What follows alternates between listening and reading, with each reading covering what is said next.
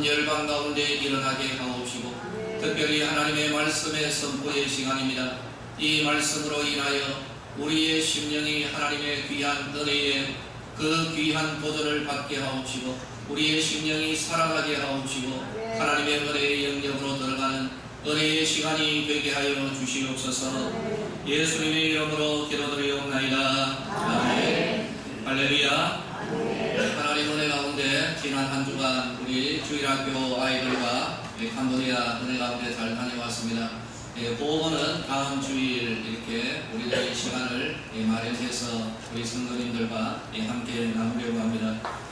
오늘 말씀은 기대하지 않았던 헌신 그리고 기대하지 않았던 은혜, 바로 이러한 제목으로 우리가 지난주에 이어서 다윗을 한번 살펴보도록 하겠습니다.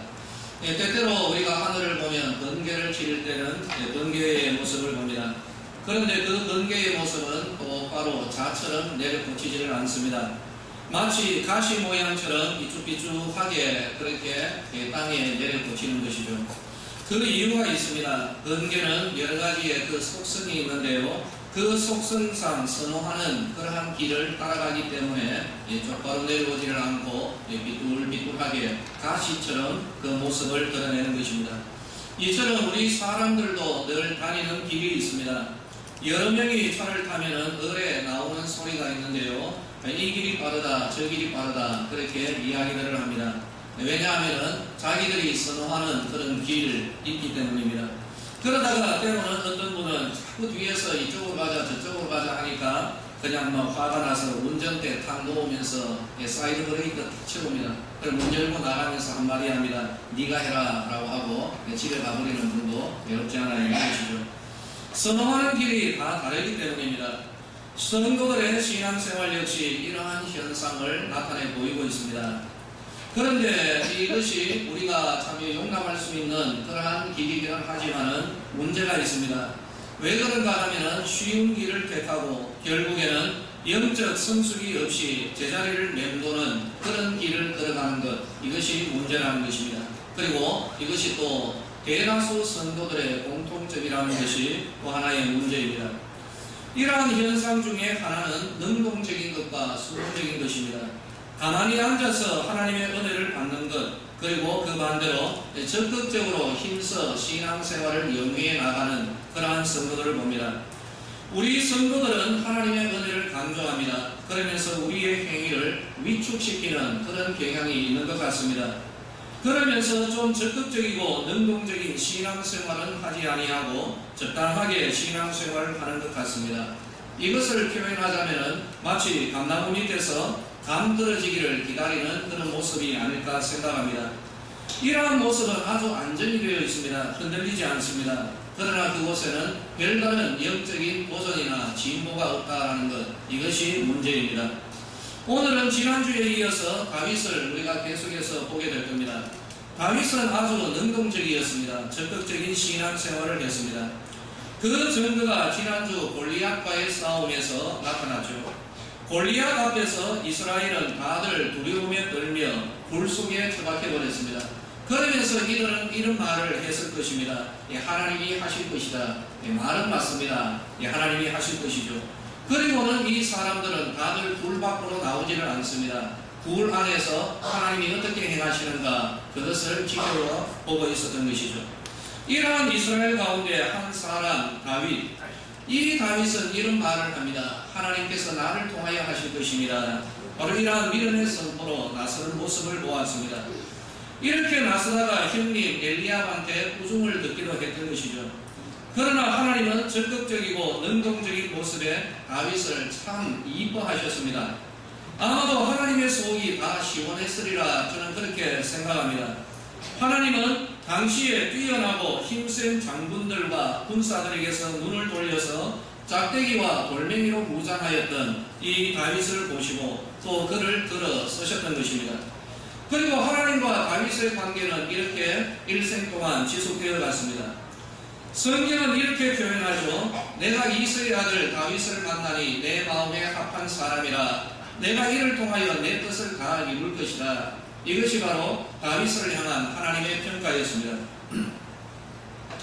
하나님께서 다윗을 찬찬히 뜯어보시니까 다윗의 마음 씀씀이와 행동이 마음에 쏙 들었던 것입니다. 마음에 합하다라는 뜻은 이것입니다. 하나님의 뜻을 우선시한다라는 그러한 표현입니다. 자기의 뜻보다 하나님의 뜻을 우선하며 따랐던 다윗, 이러한 다윗을 하나님께서 들어서 쓰시고 하나님의 존귀하고 위대한 뜻을 이루어 가신 것은 어떻게 보면 지극히 당연한 일입니다. 다윗은 하나님의 마음을 헤아릴 줄을 알았습니다. 여러분들에게도 이러한 은혜가 임하기를 예수님의 이름으로 축복합니다.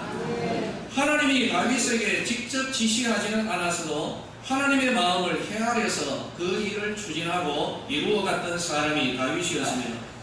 우리 사람들과의 관계에서도 때로는 이러한 일들이 정말 필요합니다.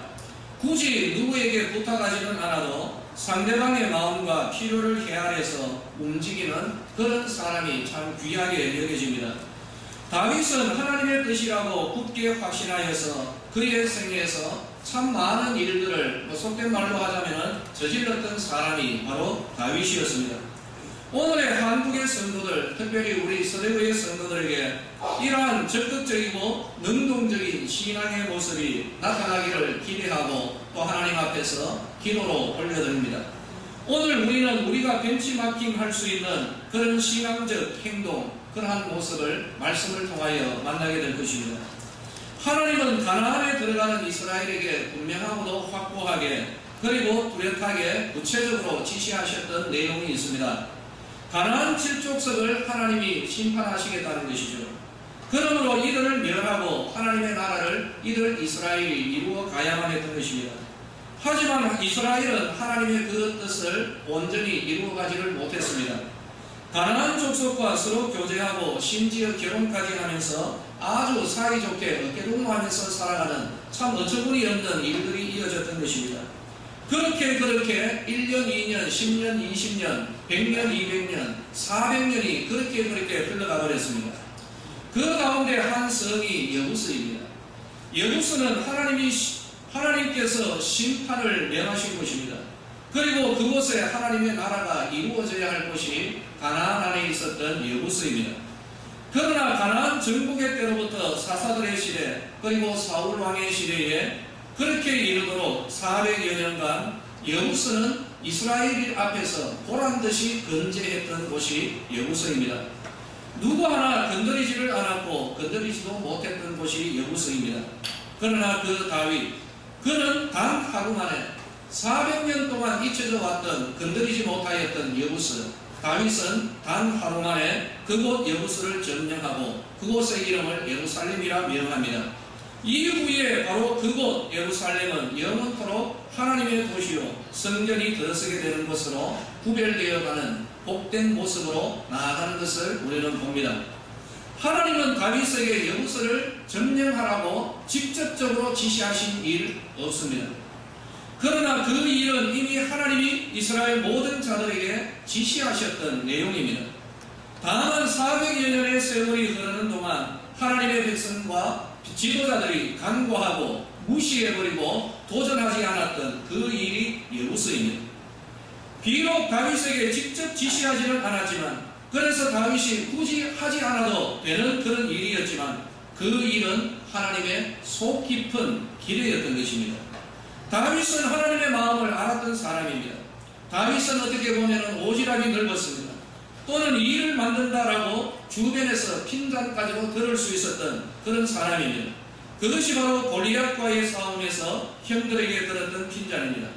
그러나 다윗은 바로 이 일이 하나님이 기뻐하시는 일이라 확신되어질 때 도전하고 그 일을 저질러버렸던 믿음의 사람이었던 것입니다.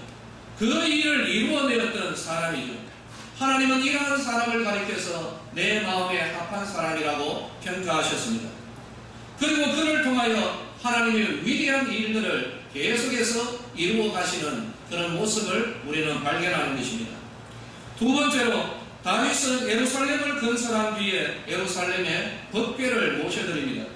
이 일 또한 하나님이 다윗에게 지시하신 일은 아니었습니다. 그러나 그 일은 모세의 시대부터 하나님이 분명하고도 확고하게 그리고 준엄하게 지시하셨던 일입니다. 성막은 백성들의 삶 중앙에 세워져야 했던 것이죠. 하나님이 지시하셨습니다. 그리고 가장 거룩한 곳에 법궤를 두시도록 하나님은 명령하셨습니다. 그러나 가나안에 들어온 이후에 법궤는 방치되고 성막은 어디 있는지 사람들이 찾아서 헤매야 되었습니다. 사울의 때에는 아예 법궤는 무시되어 버렸습니다. 오죽하면 시편 132편에서 이런 말씀이 있겠습니까? 여호와여 다윗을 위하여 그의 모든 겸손을 기억하소서. 그가 여호와께 맹세하며 야곱의 전능자에게 서원하기를 내가 내 장막집에 들어가지 아니하며 내 침상에 오르지 아니하고 내 눈으로 잠들지 아니하게 하며 내 눈꺼풀로 졸게 하지 아니하기를 여호와의 처소 곧 야곱의 전능자의 성막을 발견하기까지 하리라 하였나이다. 우리가 그것이 에브라다에 있다함을 들었더니 나무밭에서 찾았도다. 무엇을 의미합니까? 여러분, 성막이 어디에 있는지조차도 몰랐다는 것이죠. 그것을 수소문했는데 결국에 에브라다에 있는 나무밭에 성막이 방치되어 있더라. 이 말이 무엇이죠? 그 이전 사울의 때에 성막이고 뭐고 다 방치했던 것입니다. 바로 이러한 때에 이 다윗은 내 눈으로 잠들게 하지 아니하고 성막을 발견하기까지 내가 침상에 오르지 아니할 것이며 내가 그 성막을 찾으리라. 그리고 난 이후에 다윗은 말합니다. 그 성막의 가장 깊은 곳에 있는 법궤를 이 예루살렘으로 모셔드리라. 하나님은 다윗에게 그렇게 하라고 명령하신 적 없습니다.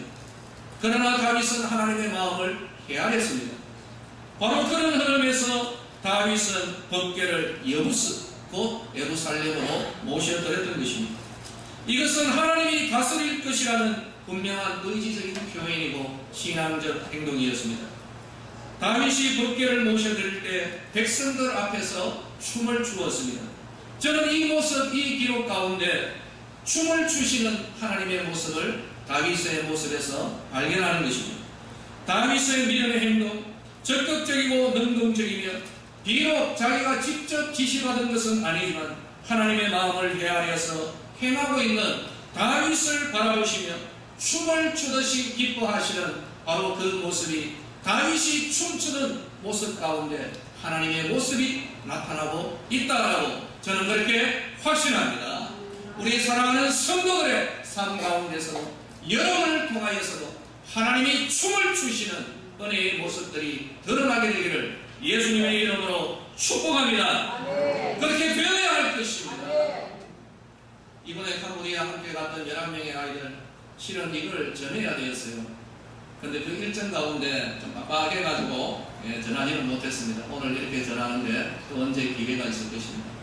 우리들의 자녀들이 좀 능동적이고 적극적인 도전하는 하나님이 직접 지시하지는 않았어도 하나님의 마음을 헤아려서 나아가는 바로 그러한 주일학교 아이들이 되기를 참 소망합니다. 여러분 이를 위하여서 기도하시기를 바랍니다.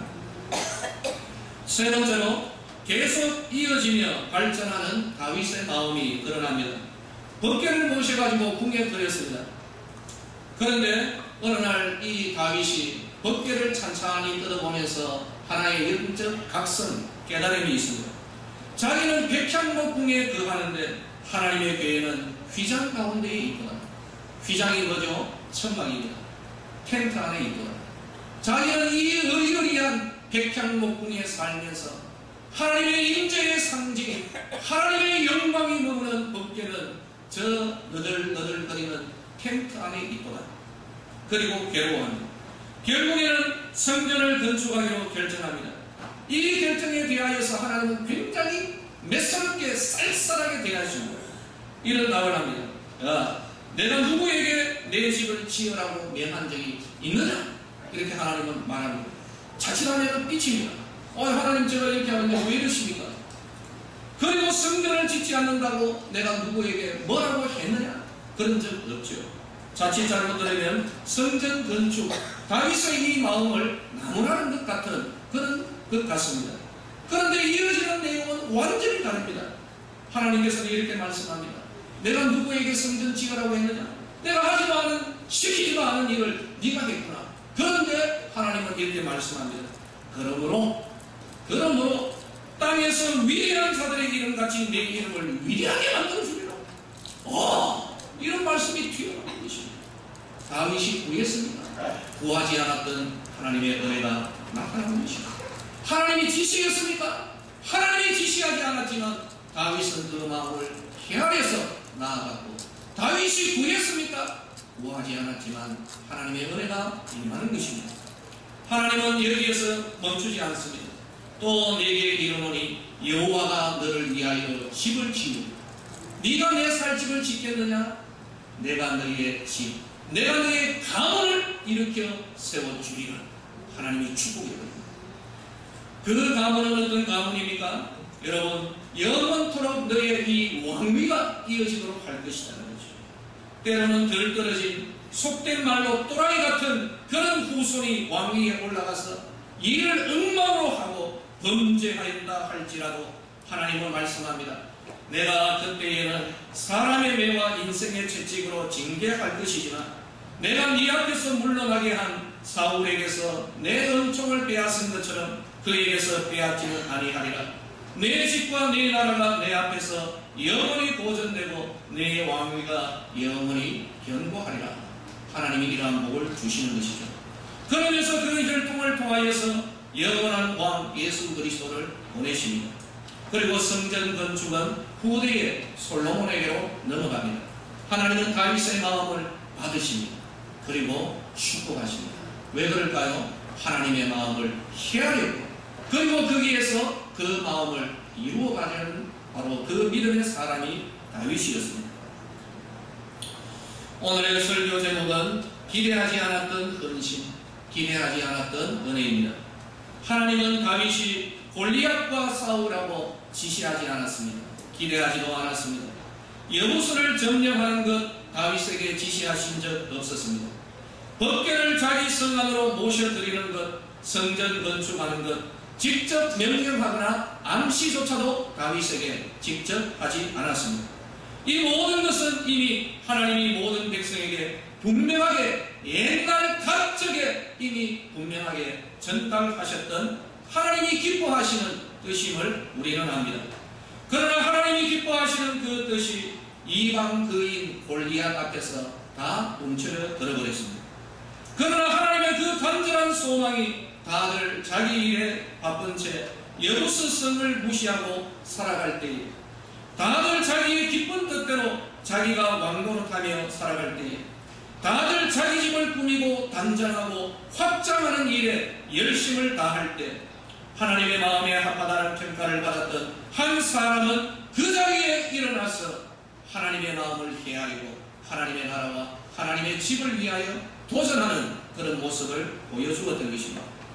이러한 다윗에게 베풀어 주셨던 은혜는 다윗이 하나님께 직접 구한 적이 없었던, 오직 하나님만이 주실 수 있고 우리 사람이 감히 구할 수도 없었던 깊고도 넓고도 영광스럽고도 은혜로운 그 은혜 자체였던 것입니다. 우리 모두가 그 마음 깊은 곳에서 갈망하는 그러한 은혜, 하나님은 다윗이 구하지 않았지만 그 복된 은혜를 베풀어 주셨습니다. 바라지 않았던 그 기대를 우리 성도님들이 이루어가는 은혜의 역사가 우리의 삶이 되어야 할 것입니다. 구하지 않았지만 하나님께서 베풀어 주시는 이러한 은혜가 우리들 가운데 일어나야 할 것입니다. 비록 자기에게 직접 주어진 일은 아니지만 이미 분명한 그 뜻을 적극적으로 능동적으로 저지르며 삶을 살아갔던 이 사람, 하나님은 그의 이름을 오늘에 이르기까지 수천 년이 지났지만 오늘에 이르기까지 다윗의 그 이름을 명예롭게 하시고 존귀하게 하셨음을 우리는 우리의 눈과 귀로 보고 듣고 있었습니다. 하나님은 자기의 영광을 주셨고 하나님은 하나님의 능력을 그를 위하여 사용하기를 기뻐하셨습니다. 심지어 하나님은 다윗이 이 땅을 떠난 뒤에도 그를 기억하셨습니다. 열왕기상 15장에 보면은 그 후손 가운데 아비암이라는 후손이 일어납니다. 그런데 이 아비암은 열조, 정말 하나님 앞에 바르지 못하였던 성도들의 모든 죄를 행하고 그의 조상 다윗의 마음과 같지 않았습니다. 하나님 앞에 온전치 못하였습니다. 그러나 하나님께서는 다윗에게 맹세하셨던 그 약속을 기억하셔서 그 아비암을 보존하였다라고 성경은 기록합니다. 열왕기하 8장에서는 여호람에 대하여서 이야기를 합니다. 여호람은 이렇게 표현이 됩니다. 이스라엘 왕들의 길을 가서 아합의 집과 같이 하였다. 그러나 하나님은 그와 그의 자손에게 항상 등불을 주겠다고 말씀하셨던 이 약속을 떠올려서 그의 집 멸하기를 기뻐하지 아니하셨다라고 성경은 우리에게 기록하고 있는 것입니다. 사랑하는 성도들이여, 여러분들에게 말씀을 드립니다. 우리의 구원은 오직 하나님의 은혜입니다. 여기에 우리의 어떤 행위나 어떤 노력이나 공로가 개입될 여지는 없습니다. 그러나 우리 성도의 삶 가운데 반드시 있어야 할 것은 하나님을 향한 성도들의 헌신과 열정인 줄로 믿으시기를 예수님의 이름으로 축원합니다. 다윗은 가만히 있는 사람이 아니었습니다. 하나님을 위하여 일어날 줄 알았고 하나님을 위한 거룩한 분노에 자기의 그 모든 것을 던질 수 있었던 그러한 사람입니다. 오늘의 우리 성도들, 좀 연약하고 부족하여도 우리를 향한 하나님의 은혜는 유지는 될 것입니다. 그러나 깊이 한번 생각하십시오. 연약하고 부족한 자, 좀 덜 떨어진 자라 할지라도 하나님께서 은혜를 베푸시거든 하물며 적극적이고 능동적인 믿음의 삶, 헌신의 삶, 충성의 삶을 살아가는 자들에게 베푸실 하나님의 은혜가 과연 어떠하겠습니까? 오늘 여러분들의 영혼의 깊은 울림과 감동이 일어나기를 예수님의 이름으로 축원합니다. 우리의 편의와 만족과 손쉬움의 길, 우리는 늘 그런 길들을 선호하며 살아갑니다. 은혜로운 길이기는 하지만 오늘의 말씀에 따라서 하나님의 길을 발견할 수 있게 되기를 축복합니다. 하나님의 말씀이 들어가야 합니다. 그 말씀에 따라 우리의 영의 문이 열려져야 할 것입니다. 400년간 무시되고 방치되어 있는 영적인 여부서를 발견하십시오. 하나님의 다스림이 있어야 할 곳에 영적인 법궤를 모셔드리십시오. 주의 몸된 교회를 더욱 견고하게 세워가는 심령과 가문이 되시기를 바랍니다. 그것의 우리의 첫 단추는 하나님이 나에게 직접 명령하지 않았으나 반드시 이루어야 할 일을 발견하는 것입니다. 저는 오늘 우리 성도님들에게 약간의 도전을 드리기를 원합니다. 원래 이 도전은 우리 주일학교 아이들에게 갔어야 될 내용입니다. 여러분, 우리는 늘 하나님을 신뢰한다고, 하나님을 믿는다라고, 하나님이 우리의 공급자요, 하나님이 우리의 모든 것을 채운다고 늘 자랑하고 믿고, 그리고 앞에 선 이 사람도 늘 그렇게 설교를 했습니다. 그런데 하나님 앞에 부족한 것이 있습니다. 수년 동안 계속해서 이 마음의 가시처럼 계속해서 찌르는 것이 있더라는 것입니다. 여러분, 오늘의 이 말씀을 우리의 마음을 열어서 받으시기를 원합니다. 우리가 이 교회의 식당을 건축하고 주차장을 할 때 여러분, 우리의 하나님을 의지하는 믿음의 표현이 어디에 있었습니까? 안타깝습니다. 제 개인적 신앙적 이 가치관, 신앙과는 은행에 손 벌리는 것 아닙니다. 절대 아닙니다. 하나님께서 우리에게 베풀어 주신 그 은혜에 따라서 하나님이 성방을 만들 때 성도들 각자들이 하나님 앞에 마땅히 드려야 할 바로 그러한 것이 모여졌을 때 거기에 맞추어서 나아가는 것, 여러분, 이것이 하나님의 영광이요, 저는 하나님의 뜻이라고 확신하고 지금 이 순간에도 추워도 흔들림이 없는 것입니다. 그런데 말은 이렇게 하고 저질러 버렸습니다. 엉뚱하게. 여러분, 저는 여기에 대하여서 하나님 앞에 죄스러울 따름입니다. 그러한 채 매월마다 딸랑딸랑 울리면서 은행의 대출과 이자와 바로 이러한 것, 여러분, 우리들이 바로 하나님을 향한, 하나님을 믿고 하나님을 신뢰한다는 것이 입술로는 하나님이지만 엉뚱한 곳에 신뢰하고 바로 이러한 모습이 우리를 통하여 드러나고 있지는 않은가. 저는 이것이 다윗의 영적인 여부서요, 400년간 묻혀져 가는 그런 흐름이 되지 않을까 우려하고 있습니다. 한 사람이면 됩니다. 한 사람이면 됩니다. 우리 성도 모두는 할 만큼 이미 다 하셨습니다. 하나님 앞에 할 만큼 다 하셨지만 그 가운데 하나님의 마음을 헤아리는 한 사람이 여기에서 일어나게 되기를 예수님의 이름으로 축복합니다. 이 흐름이 유지될 수가 있을 것입니다. 앞으로 10년이 걸리고 20년이 걸리고 어쩌면 400년이 걸릴 수도 있습니다. 그러므로 저는 주일학교 아이들에게 도전하며 들어가기를 원하는 것이죠. 너희들이 그 사람이 되어 다른 모든 어른들은 불에 들어가서 자기 힘을 세우고 자기 힘을 확장하고 그렇게 나아가며 엉뚱한 것을 자랑하며 이것 자랑하고 저것 자랑하는 가운데 아무도 돌보지 아니하고 바로 이런 수치 가운데 있는 이 교회 가운데 너희들이 그 사람이 되고 하나님이 쓰시는 사람이 되고 하나님 은혜 가운데 하나님께서 허락하신 은혜의 물줄기를 너희가 형성하라. 이것이 바로 메시지이죠. 그러나 바라기는 이 가운데로 오늘 이 말씀에 의하여 도전받고 다윗의 400년 이 여우수 단 하루 만에 해결할 수 있는 그리고 번개를 모셔드리고 하나님의 나라를 위한 거룩한 불이 여러분들 가운데 일어나게 되기를 예수님의 이름으로 축복합니다.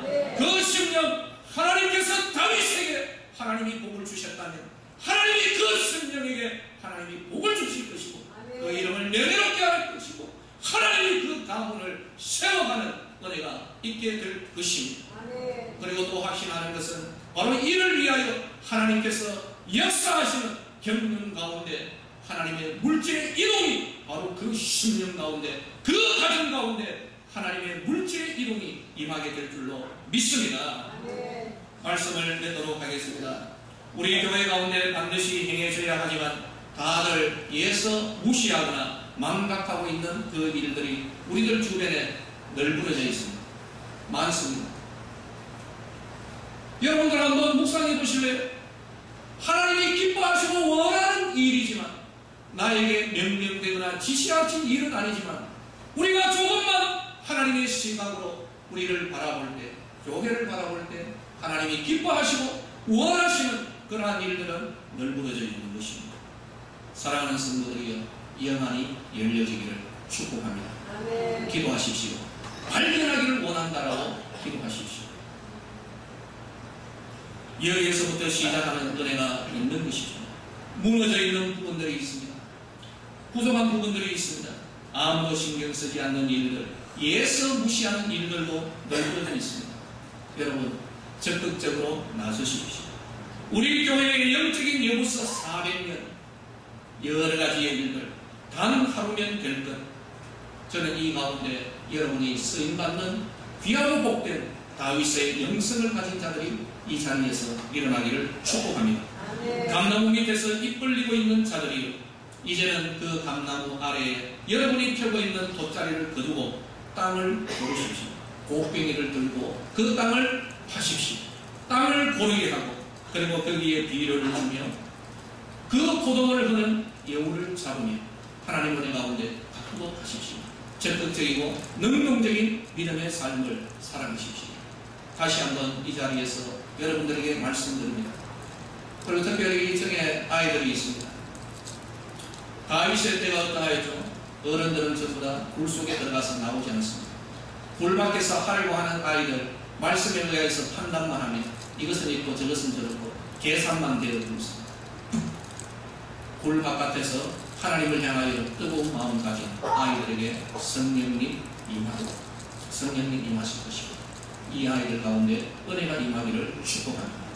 그리고 굴 속에 있는 자들이 하나님께서 베푸신 은혜를 생각하고 늘 하나님 앞에 달라하는 그러한 분들이 여부스 400년 단 하루면 됩니다. 두 사람도 필요 없습니다. 한 사람이면 끝나버립니다. 하나님의 눈에 보이시고 하나님께서 하고자 하는 그 일을 여러분이 이루어가는 은혜가 임하기를 예수님의 이름으로 축복합니다. 네. 기도하겠습니다. 하나님의 은혜를 감사합니다. 하나님께서 기대하지 않았지만 하나님의 마음을 헤아렸던 한 사람 다윗이 일어납니다. 하나님은 이를 보시고 다윗이 구하지 않았지만 하나님의 명예와 하나님의 존귀와 하나님이 세우시는 가문과 영원토록 이어지는 하나님의 은혜의 축복의 물길을 허락해 주셨습니다. 우리 서대구의 성도들 가운데 하나님의 마음을 헤아리는 이러한 귀한 은혜가 일어나게 되기를 소망합니다. 우리가 구하지 않았지만 하나님이 베풀어 주시는 은혜로 충만케 되기를 소망합니다.